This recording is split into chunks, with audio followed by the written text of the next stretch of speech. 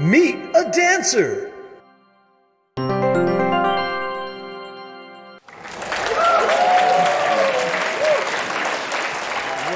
how about that? There's Tim Owen in the flesh.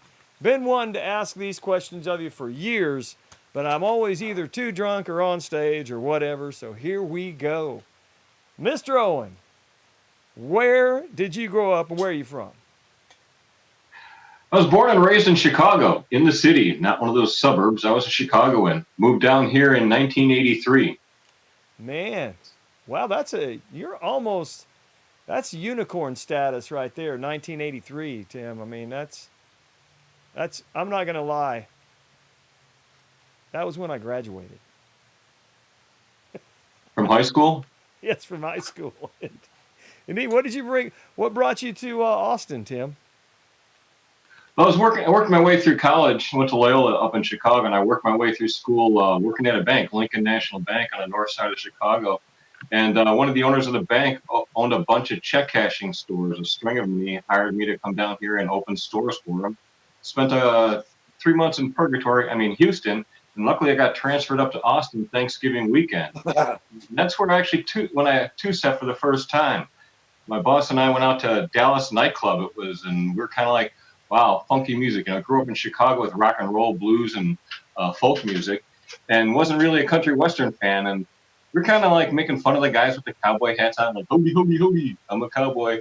And next thing I know, some girl grabbed me by the shoulder and said, "You look like you need to dance." Her name was Linda Juknowitz, and the song was Amarillo by Morning.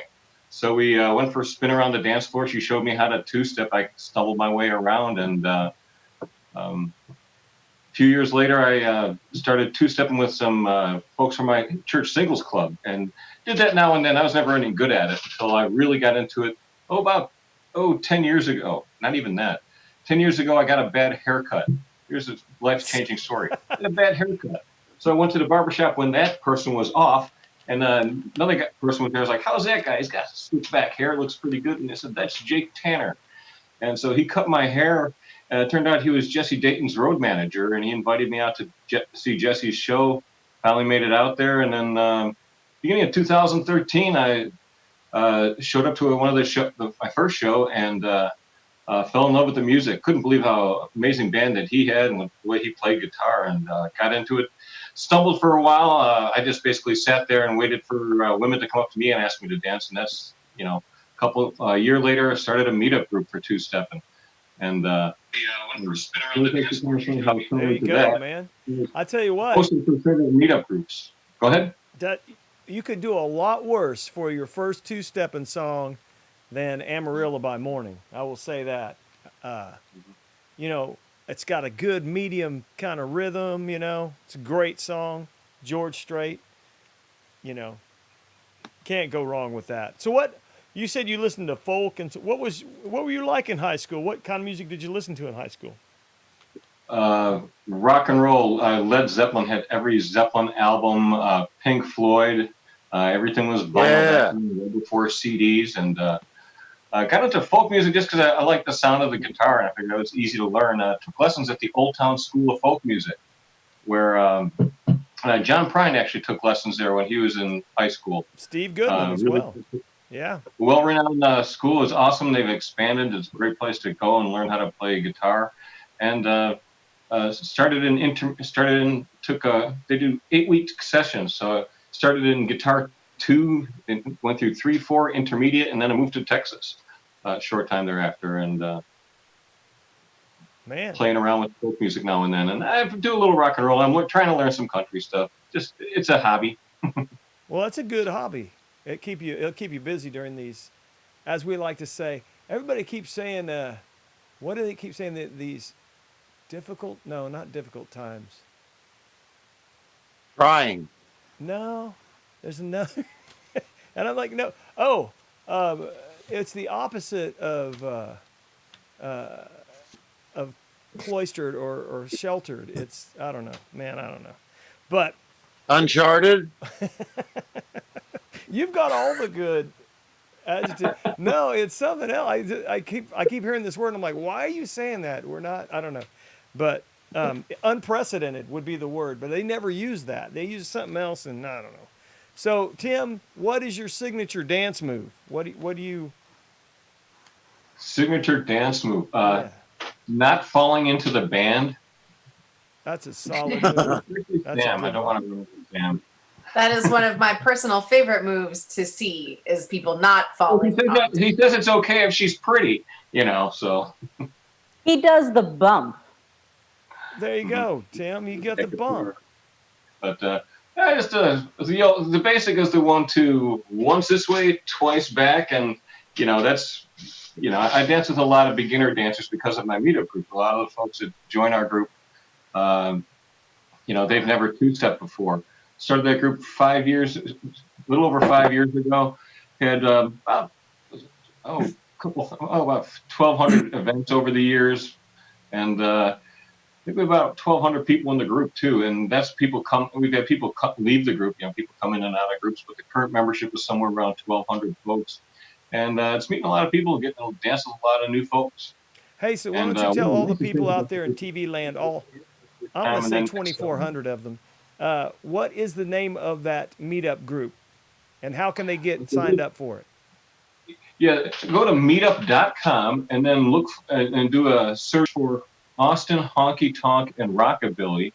That's a group I started from the start. I was the first member, and it's grown. That one's at 1,200. But I also picked up one that somebody else had started and dropped, the Country Western dance group. That one has about 2,400 members in it. In that group, for many years, they went to see dead music. It was like Dallas Nightclub, Mavericks, Wild West, no live music. And I'm trying to wean the group over to the live music. And I got to support local musicians and stuff. So, but it's nice to be able to, if friends got a band, I can post a couple events and get a few extra people at the shows, and everybody wins. And we thank you so much for that.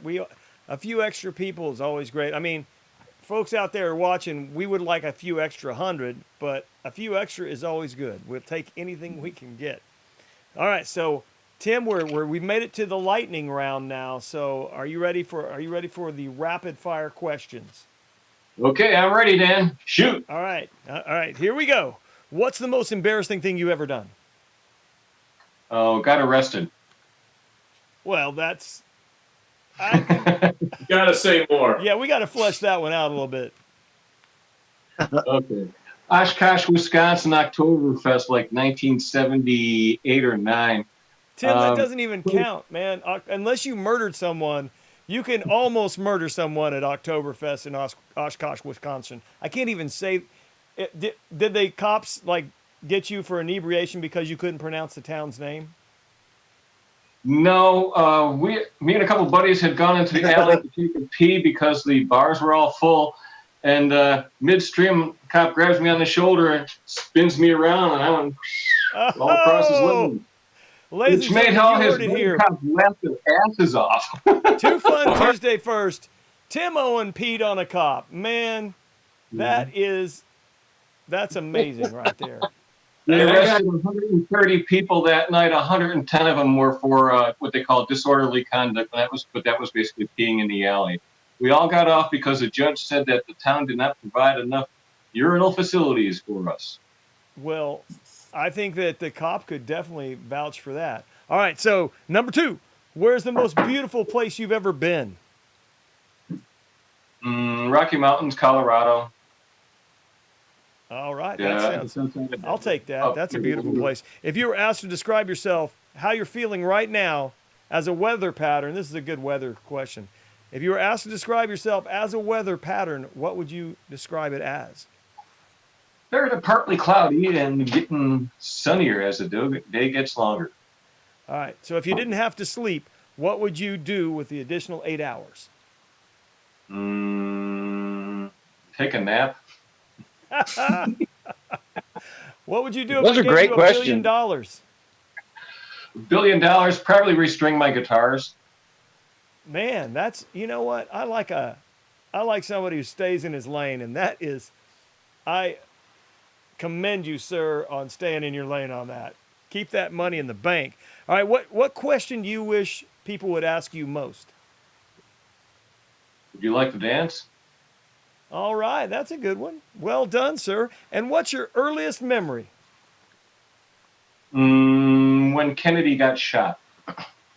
Hey, that's My older brother was in kindergarten, and I wanted to go to kindergarten, and I couldn't wait for him to come home and tell me what he did in school that day. But there was a day where he wasn't coming home because he was going to a birthday party for Mark Bucher. Yeah, and they canceled Mark Bucher's birthday party. And my grandmother, who was babysitting, my mom was out doing something, so she took my younger brother Terry and I, hopped him in the stroller. We remember going over to the house and seeing all the cars pulling up, picking up the kids. Everybody was like going nuts. That was one of my earliest memories. Man, that's a good, well, not a good one, but a poignant It's memory. stuff from Mark Bucher. His birthday party got canceled, you know. Yeah. Come on, Kennedy. All right, and what's your secret skill?